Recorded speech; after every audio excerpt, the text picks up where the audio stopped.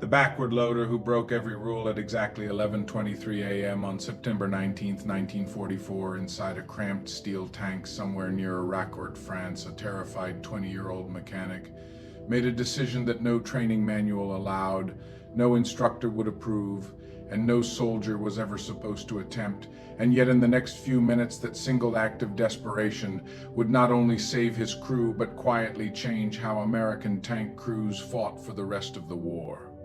The battlefield outside was a violent blur of motion and destruction, smoke rolling low across the fields like a living thing, artillery echoing in the distance, and the grinding sound of tank tracks tearing through mud and earth. But inside an American M4 Sherman tank, the world was even worse, because everything was closer, louder, hotter, and far more personal, the turret barely wide enough for 4 men, the air thick with oil fumes and burned powder, every surface vibrating with the engine's roar and the constant fear of what might come through the armor next.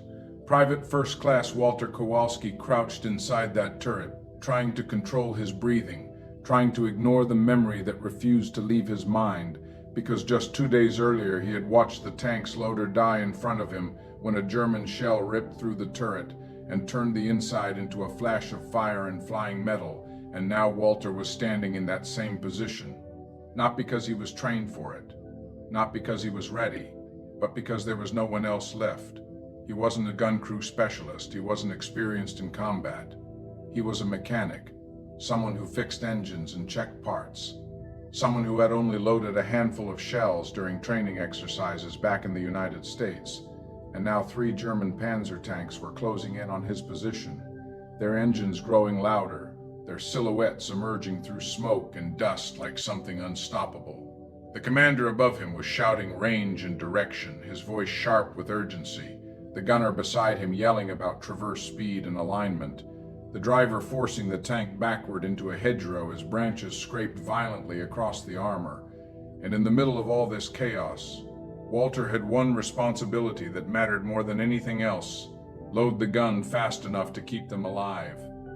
He reached for the first shell, a 38-pound round that suddenly felt impossibly heavy in his shaking hands, and in his mind he tried to recall the exact steps drilled into him during training: grip the shell firmly, face the breech, align the base, push forward, step clear, 4 seconds if you were good, 5 if you were nervous. But those instructions belonged to a different world, a quiet range where nothing moved and nobody was shooting back, because here, inside a shaking, moving, screaming tank, nothing worked the way it was supposed to. His hands were slick with sweat, his fingers trembling as he turned toward the breech, and in that instant his elbow slammed hard into the gunner's shoulder, the gunner snapping at him and shoving him away, the shell shifting dangerously in Walter's grip as it nearly slipped, and for a split second time seemed to slow, because if that shell hit the floor, if he lost control even for a moment, it could cost them everything.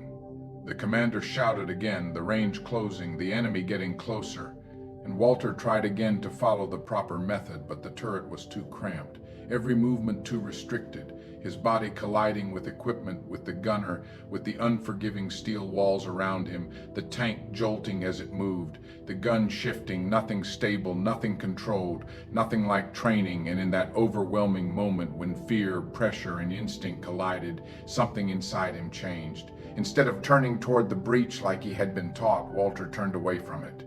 It was a decision made in less than a second, not logical, not planned, but driven by pure survival instinct, because facing the breech wasn't working. The space was too tight, the movements too slow, and he didn't have time to think anymore.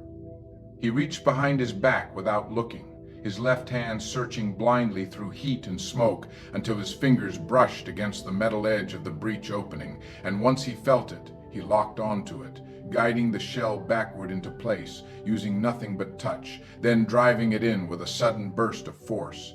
The breech snapped shut with a sharp metallic sound, and the gunner fired instantly, the entire tank recoiling violently as a wave of heat blasted across Walter's neck, burning through his uniform, filling the air with smoke and thunder. But Walter didn't stop, because something had clicked inside him. Something had simplified everything down to one motion, one instinct, one purpose. He grabbed another shell, repeating the same movement, back-turned, left hand guiding, right hand pushing, his body no longer fighting the cramped space but working with it, the motion shorter, stronger, more natural, and this time it took 3 seconds. The second shot fired, and somewhere outside a German tank exploded into flames. But Walter didn't see it, didn't need to see it, because he was already reaching for the next round. His mind no longer filled with fear, but replaced by rhythm, by repetition, by something close to control. The third shell slid into place even faster, 2.5 seconds. The fourth just 2 seconds flat. Each movement smoother than the last, each action more efficient, until the commander's voice broke through the noise, shouting confirmations, hits, multiple hits, his tone shifting from urgency to disbelief.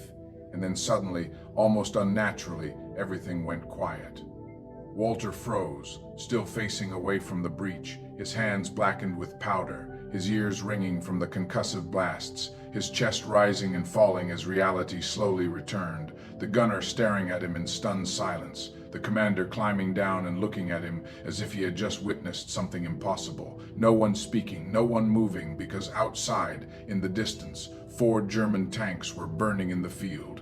What Walter had just done made no sense according to any training manual, because turning your back on a loaded cannon violated every safety rule, every procedure, every instruction that had been written for tank crews, and yet in that moment it had worked better than anything else ever could, and what should have been dismissed as a strange accident was actually something much bigger, something far more important.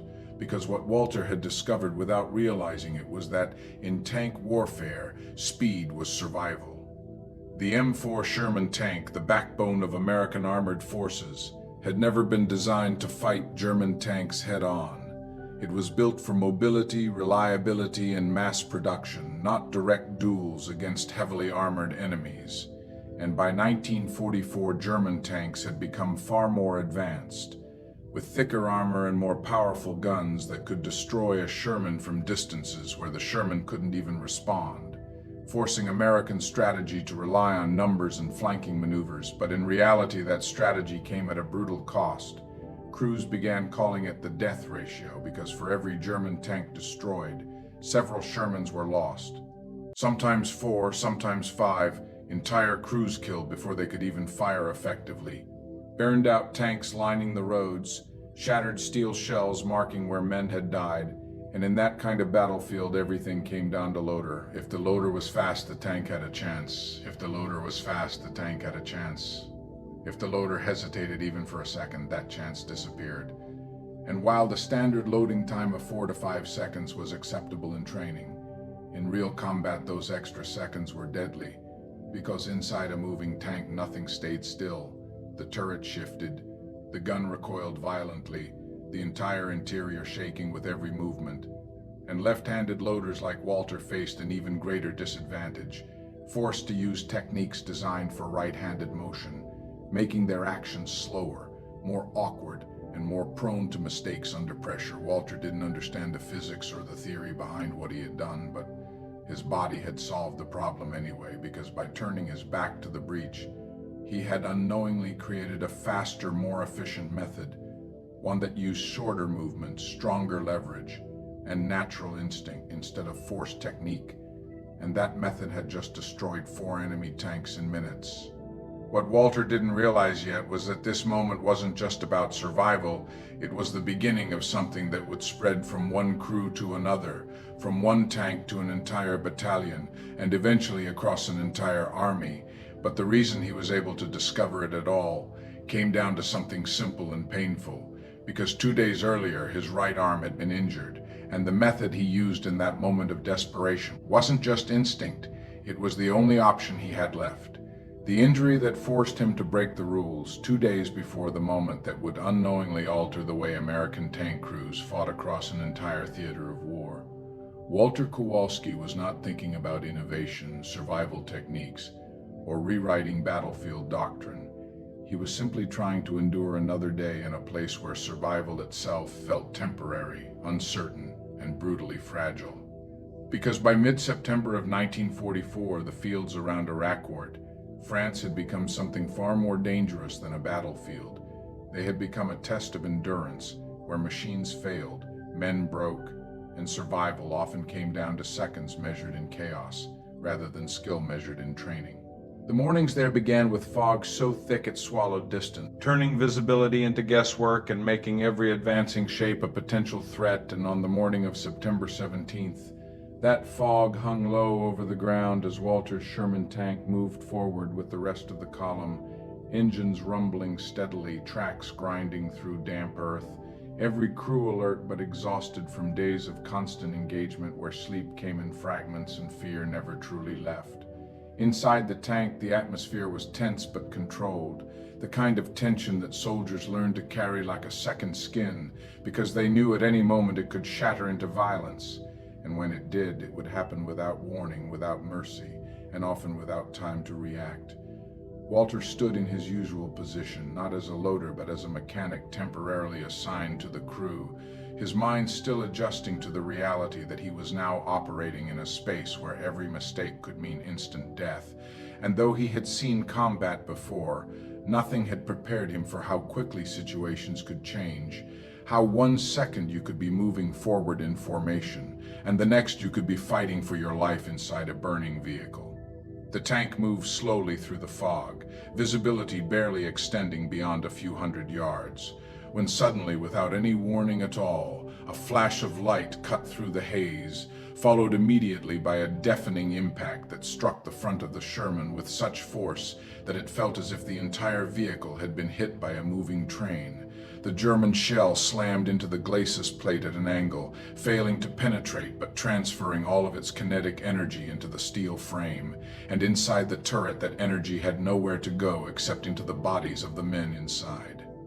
Walter didn't see the shell hit, he felt it, a violent shockwave that threw him sideways into the interior wall of the turret with bone-jarring force, his body twisting awkwardly as he collided with metal, and in that instant something in his right shoulder gave way with a sharp, sickening pop that sent a surge of pain down his arm, so intense it nearly took his breath away. The tank lurched, the crew shouted over the noise, bracing for a second hit that could come at any moment. But none came. The shell had ricocheted away, leaving them alive but shaken, and as the seconds passed and the immediate threat didn't return, the crew began to assess the situation, checking for fire, for damage, for anything that might turn survival into disaster. Walter, however, was focused on something else entirely, because his right arm hung at his side, unresponsive, the pain radiating through his shoulder making even the smallest movement unbearable.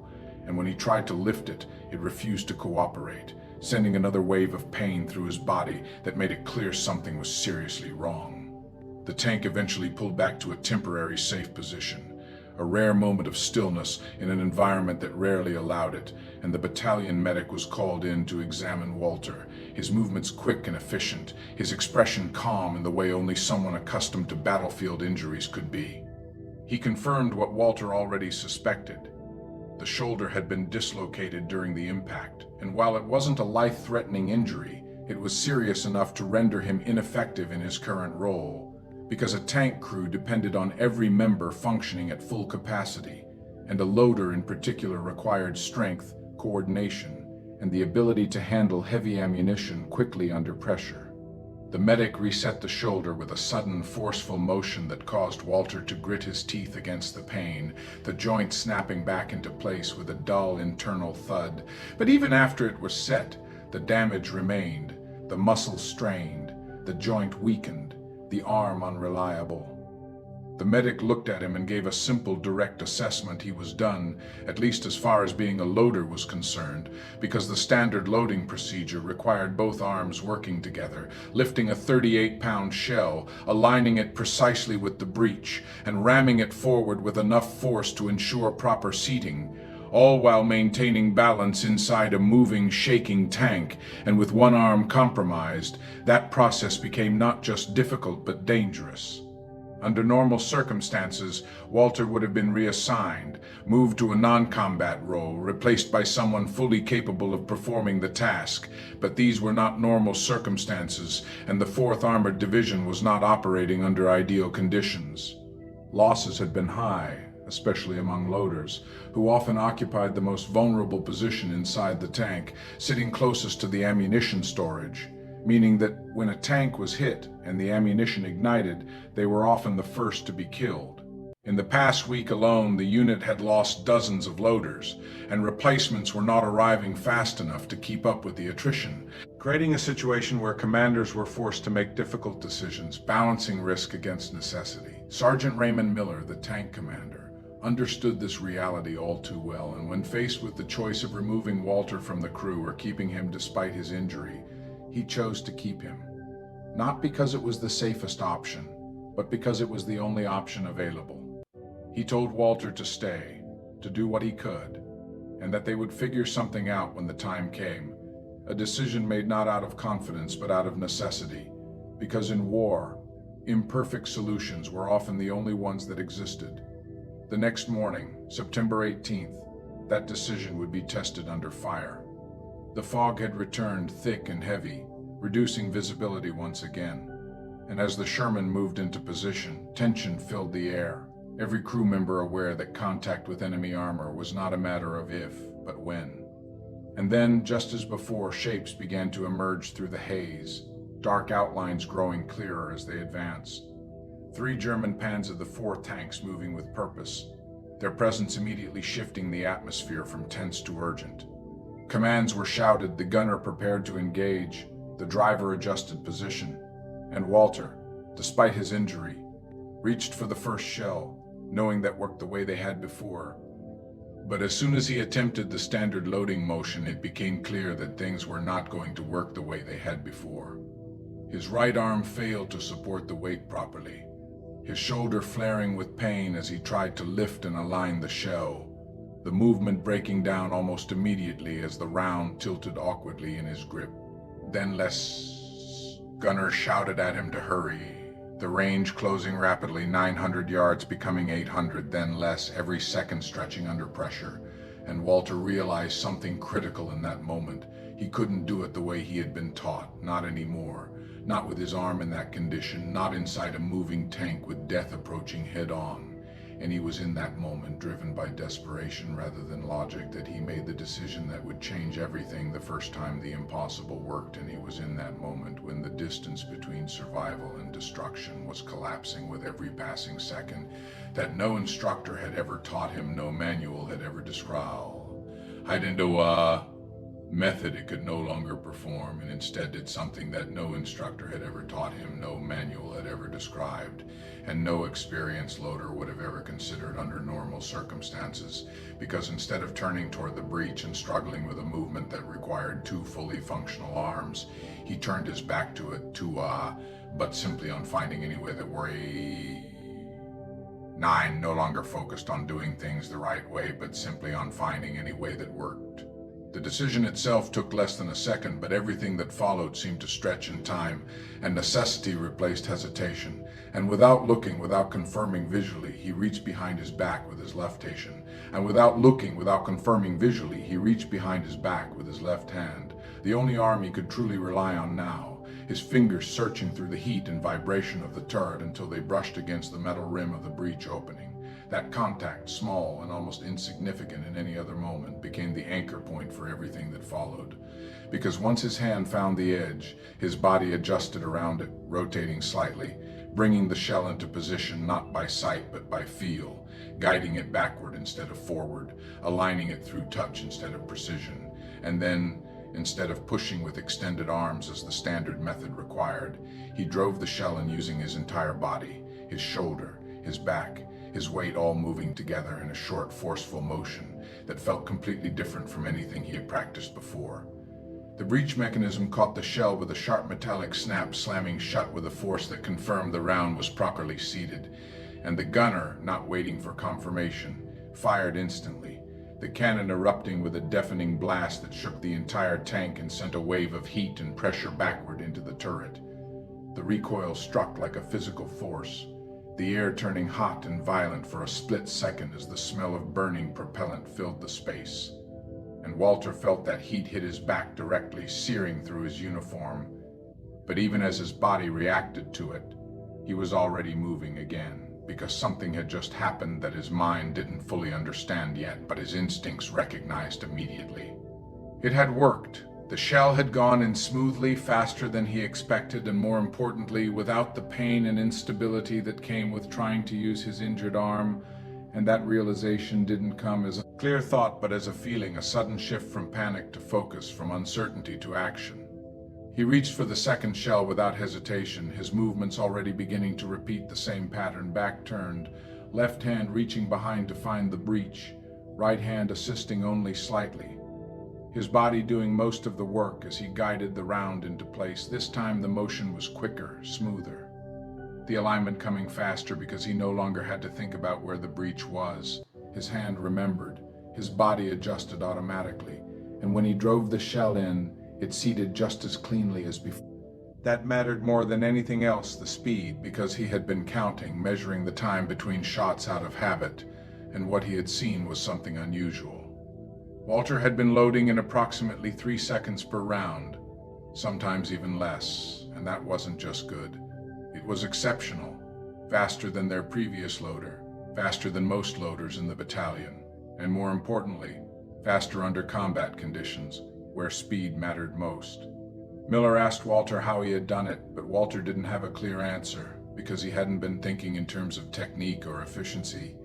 He had simply been reacting, finding a way to work around his injury. And in doing so, he had discovered something entirely new.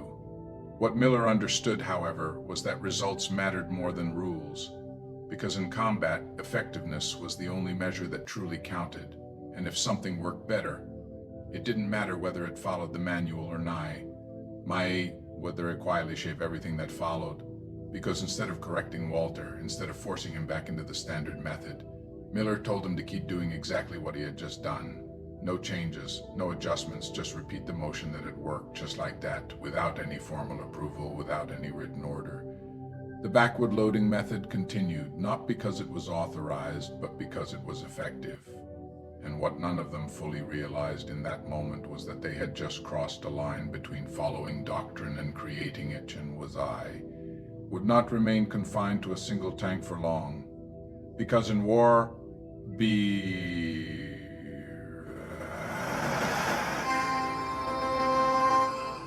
something that solved problems the official procedures had ignored, something that would not remain confined to a single tank for long, because in war, anything that increases survival spreads quickly, whether it's allowed or not.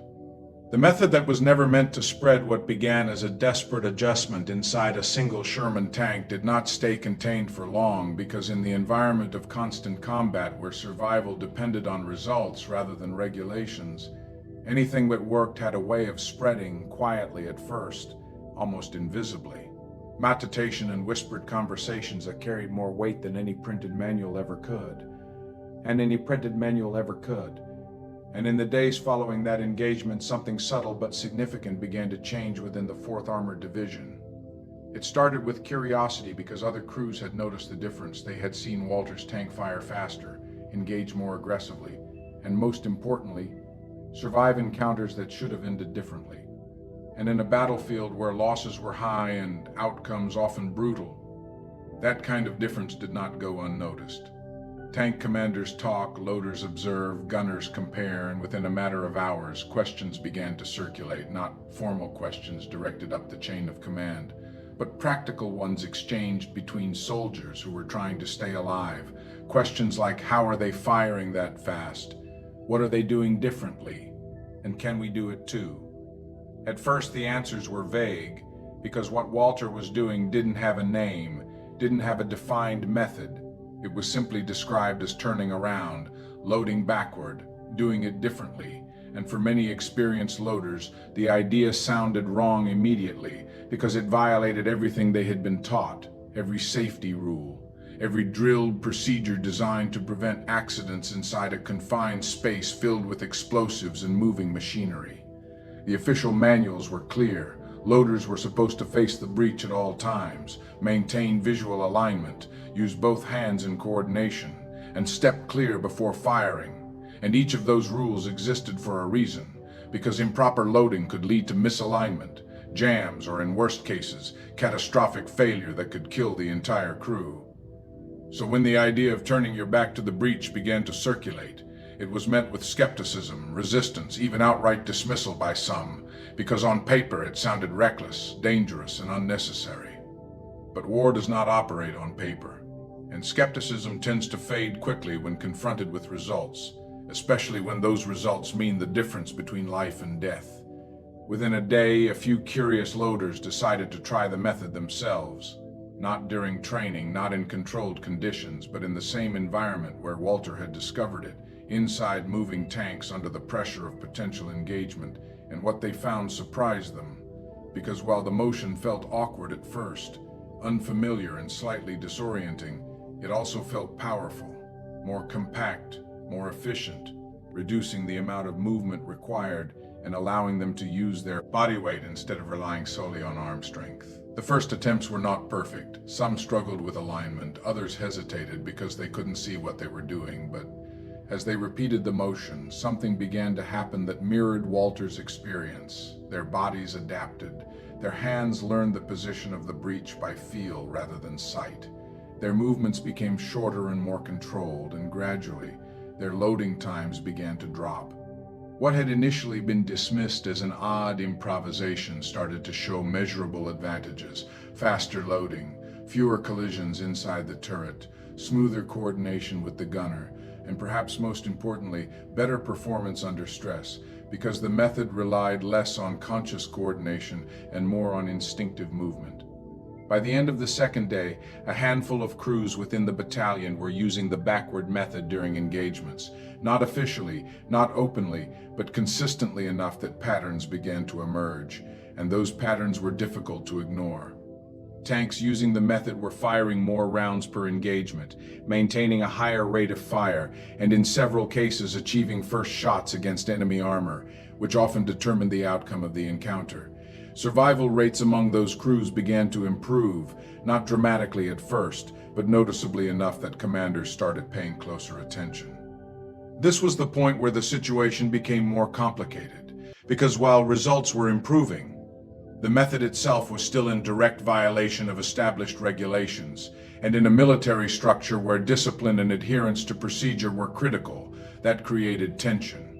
Some officers were willing to overlook the deviation because of its effectiveness, while others saw it as a dangerous precedent, a breakdown of order that could lead to unintended consequences if left unchecked. The concern was not entirely unfounded, because the safety rules existed to prevent accidents, and there was always the possibility that a poorly executed backward load could result in a misaligned shell, a jammed breech, or worse, an internal explosion that could destroy the tank from within. Reports began to surface of loaders experimenting with the method, some successfully, others less so, and while there were no catastrophic failures directly linked to it, the lack of formal oversight made some commanders uneasy. And yet, despite the concerns, the method continued to spread because the men using it believed in it, not because they had been told to, but because they had seen what it could do. This created a situation where unofficial practice was beginning to outpace official doctrine, a quiet shift where battlefield reality was rewriting the rules faster than the system could respond. It was only a matter of time before someone higher up the chain of command took notice, and when that happened, the outcome could have gone in either direction. Either the method would be shut down as a violation of protocol, or it would be recognized for what it was, a practical improvement born from real combat experience. That moment came when a senior officer observed one of these crews in action during a field exercise, noticing something unusual in the loader's movement. The way he turned his back to the breech, completed the motion quickly, and allowed the gunner to fire almost immediately afterward. The exercise was halted, the crew ordered out, and an explanation demanded, and for a brief moment there was tension in the air, because everyone involved knew that what they had been doing was technically against regulations. But when the explanation was given, when the results were described, when the speed and efficiency were demonstrated, the focus shifted from discipline to effectiveness, because in the end, the question was simple: did it work better than the standard method? And the answer, based on everything that had been observed, was yes. That answer changed everything, because once a method proves itself in combat, especially in a way that improves survival, it becomes very difficult to justify ignoring it. And what had started as a desperate improvisation by an injured mechanic was now on the edge of becoming something much larger, something that would move beyond a single crew, beyond a single battalion, and begin to influence how an entire army operated. The tension between rules and results did not disappear, but it began to shift. Because the priority in war is not adherence to procedure, it is effectiveness, and when the two come into conflict, effectiveness tends to win. Walter Kowalski never set out to create a new method. He never intended to challenge established doctrine. He simply did what he needed to do to survive, but in doing so, he had uncovered something that others could use, something that worked not just for him, but for anyone willing to adapt, and as more crews adopted the loading method, the results continued to reinforce its value: faster engagements, improved coordination, better chances of firing first, and ultimately more crews coming back alive. And that is how change happens in war. Not always through official channels or carefully planned strategies, but through small moments of necessity where individuals find better ways to do things. And those ways spread because they work, because they matter, because they save lives. And once that process begins, it becomes almost impossible to stop, because every soldier who adopts it becomes proof that it should exist. And every battle where it makes a difference becomes another reason to keep using it. Until eventually, what was once considered wrong becomes accepted as right. Not because the rules changed first, but because reality forced them to. When one soldier's instinct reached the commanders by the time the backward loading method had quietly spread among multiple crews in the 4th Armored Division, it had already begun to alter the rhythm of engagements in ways that could not be ignored, because battlefield performance is measured in seconds, and seconds determine life or death when a 75mm shell is flying, when German Panzers are closing, when crews are exhausted, and every misstep cost men, tanks, and momentum. And it was precisely in this environment that Lieutenant Colonel Creighton Abrams began noticing anomalies in the reports reaching his desk engagements, where certain crews consistently achieved faster reload times, higher accuracy, and fewer casualties, improvements that were too systematic to be random luck, because the differences in performance could be traced not to superior equipment, which was identical across units, nor to extraordinary experience, but to one simple and unconventional action: loaders turning their backs to the breech and ramming shells in backward, a technique that violated every regulation yet produced measurable advantages under combat conditions. And the implications of such a discovery were profound, because it demonstrated that adaptation at the individual level, born out of necessity and improvisation, could have an outsized impact on unit effectiveness and survival. And Abrams, a commander already celebrated for aggressive tactics and a keen understanding of armored warfare, immediately recognized the significance of what was happening, understanding that doctrine is only as good as its applicability under fire, and that rigid adherence to the manual in real conditions had repeatedly cost lives in France, as demonstrated in the horrendous loss ratios of previous engagements, where 4 Shermans were often lost for every German tank destroyed. And so when Abrams personally observed a field exercise where a loader executed the backward method, completing a reload sequence in under 3 seconds with fluid, precise motion while his crew operated around him seamlessly, Abrams did not hesitate, calling the exercise to a halt, ordering the crew out, and interrogating them in a way that sought understanding rather than punishment, because experienced leaders know that the difference between a mistake and a breakthrough is context and outcome.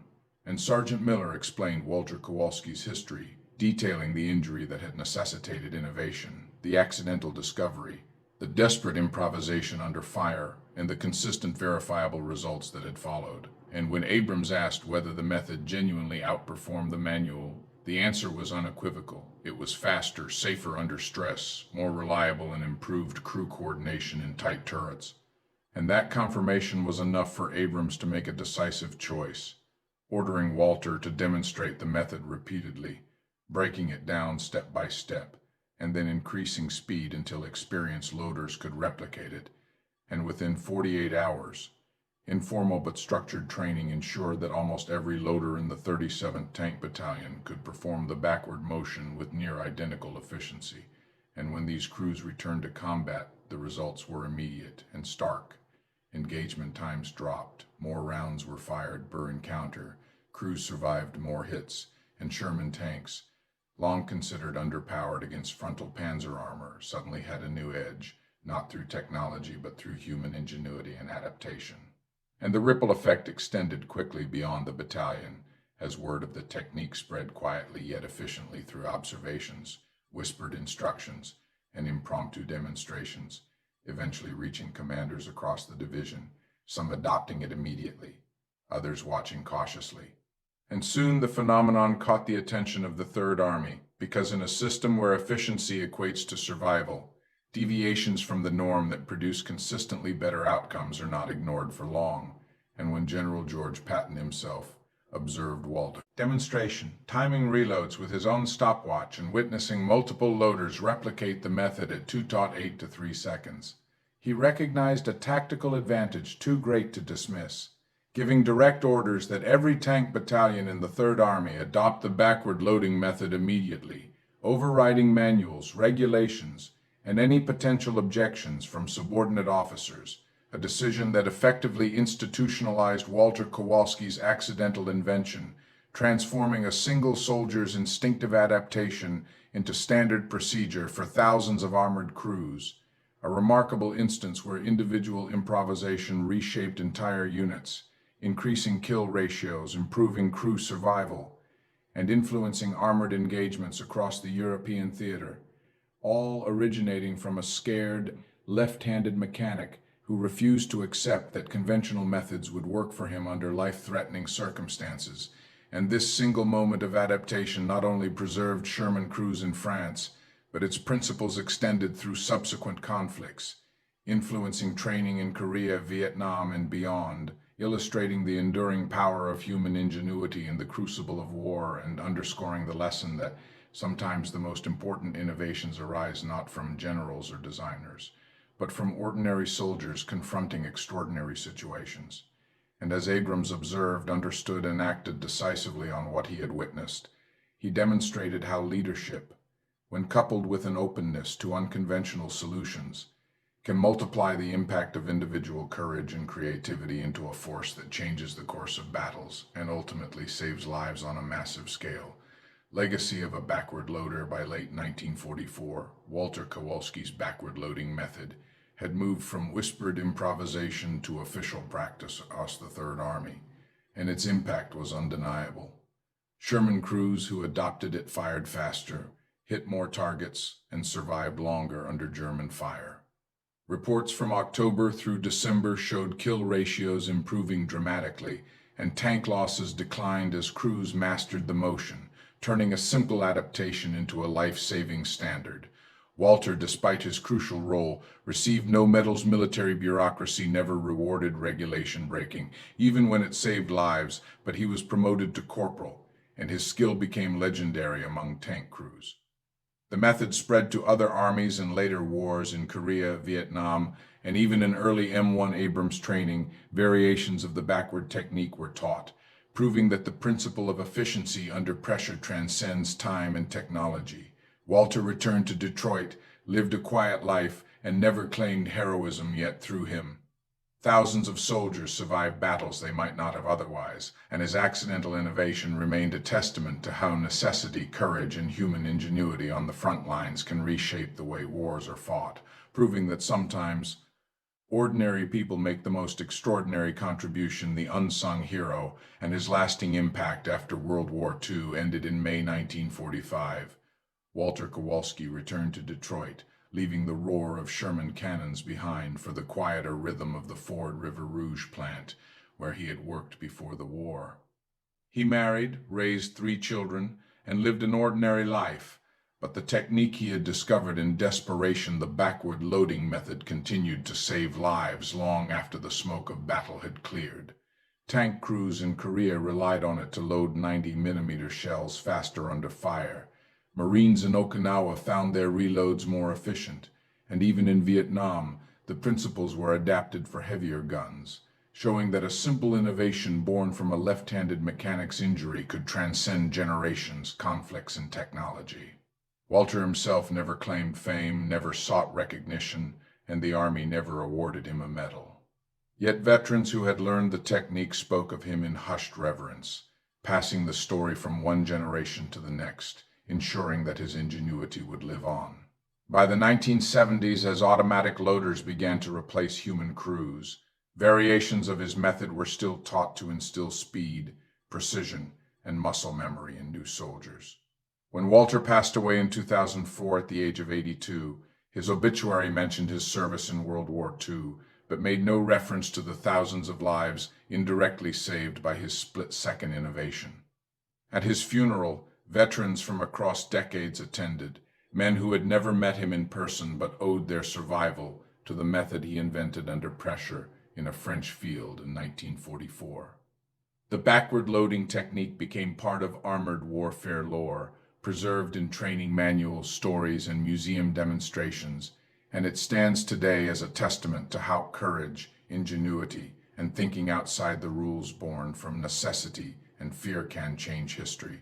Walter Kowalski was no general, no decorated hero, but a simple life-saving act. He reshaped the way armies fought, proving that ordinary people in extraordinary circumstances can leave a legacy far greater than medals or recognition. A legacy measured in the lives saved and the battles won by those who came after him.